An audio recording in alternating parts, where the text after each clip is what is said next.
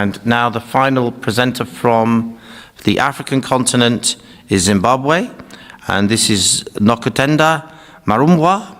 And Nokutenda is studying for a degree in social work, and she one day would like to work for governments, NGOs, and the United Nations. So welcome, Zimbabwe.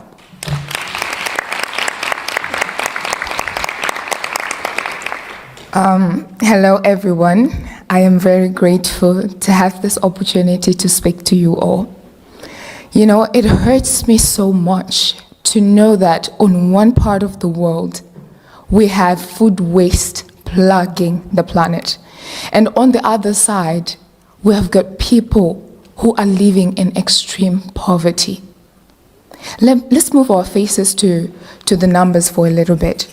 Did you know that approximately 820 million people are living in extreme hunger and poverty? It could be due to conflict, due to climate change, due to economic shocks.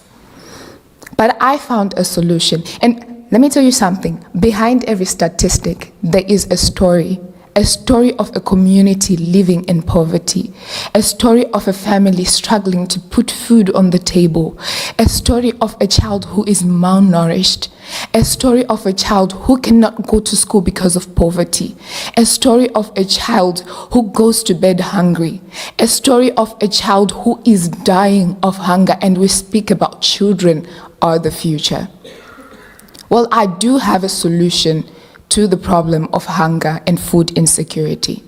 And I am a testament to the power of that solution, sustainable agriculture. I come from humble beginnings, and I'm not ashamed to say that.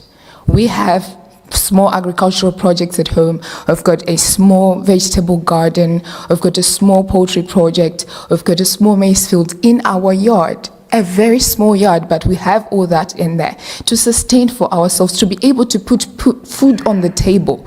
Not only that, but mind you, I'm a student in university, and my school fees comes from those poultry projects that we have at home.